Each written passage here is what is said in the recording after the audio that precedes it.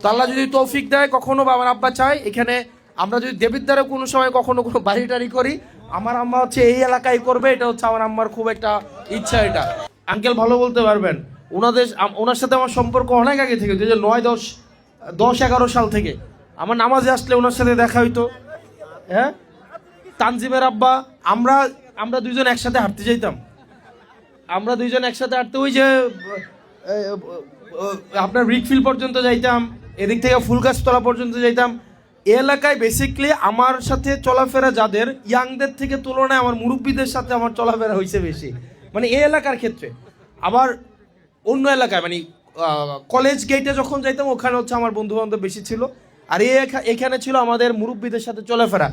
এই বাসায় একজন আঙ্কেল ছিলেন, উনি মনে হয় খুব সম্ভবত এই যে এখন আছেন না এখানে, উনার সাথে, তানজিমের আব্বার সাথে, আমিরদের বাসার মানুষদের সাথে, তারপরে হচ্ছে এই বাসায় কিছু মুরব্বী আছে ওনাদের সাথে আমার বেশ সখ্য ছিল।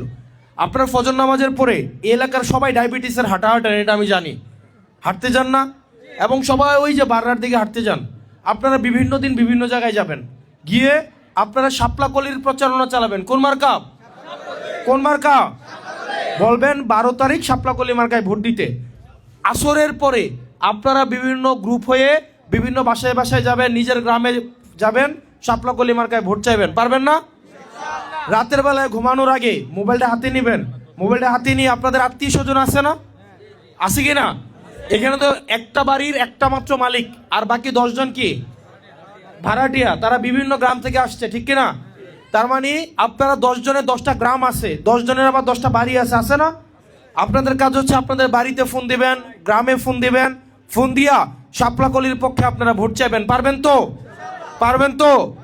আপনারা যদি আমাকে হেল্প করেন তাইলে আমার জন্য সম্ভব। আমি ভোট, এই এলাকার মানুষরা অবশ্য টাকা দিয়ে ওই এলাকার মানুষ ভোট দেয় না, এটা আগে থেকেই। এমনও হয়েছে এই এলাকার মানুষরা ভোটের আগের দিন টাকা নিয়ে আসছে, 2-4 জন টাকাটা রিসিভও করছে, এলাকার মানুষের প্রতিরোধের মুখে আবার গিয়ে টাকা ফিরাই দিয়েও আসছে, এরকম হয়েছে। এই জিনিসও আমি জানি। তো এই এলাকা ঠিক না, এই এলাকার মানুষ টাকা দিয়ে এদেরকে কিনা যায় না, এটা আমরা জানি। তো এই কারণে আপনারা যারা আছেন, আপনারা দয়া করে একটু পায়ে হেঁটে মুখে কথা বলে আমার জন্য একটু শ্রম দিয়েন, একটু ত্যাগ দেন। আমার সেকেন্ড হোম হচ্ছে মোহন আবাসিক এলাকা, আমার গ্রামের বাড়ি হচ্ছে গোপালনগর, আমার বেড়ে ওঠা, আমার বাড়ি, আমার হয়তো তৌফিক ডানা নালে এখানে আমার আম্মার একটা ইচ্ছা আছে এখানে একটা বাড়ি করবে, ওনার এটা হচ্ছে অনেক দিনের ইচ্ছা, এটা আমি আরেকদিন বলছি পর্যন্ত। তো আল্লাহ যদি তৌফিক দেয় কখনো বা আমার আব্বা চায় এখানে আমরা যদি দেবিদ্বারে কোনো সময় কখনো কোনো বাড়ি টাড়ি করি, আমার আম্মা হচ্ছে এই এলাকায় করবে, এটা হচ্ছে আমার আম্মার খুব একটা ইচ্ছা। এটা তো এই মোহন আবাসিক এলাকা হচ্ছে আমার আম্মার অনেক পরিচিত মানুষ আছে এখানে, অনেক পরিচিত মানুষ আছে আমার আব্বার পরিচিত মানুষ আছে। আমার আব্বা খুব নিপাট একটা সরল সহজ মানুষ, উনি এখানে সবার সাথে চলাফেরা করছে, এখানে আসেন। তো আপনারা আমার জন্য দোয়া করেন, আপনাদের সাথে কোনো পলিটিক্যাল বক্তব্য না, আপনার ছেলের জন্য আপনি খাটবেন। পারবেন না? পারবেন না?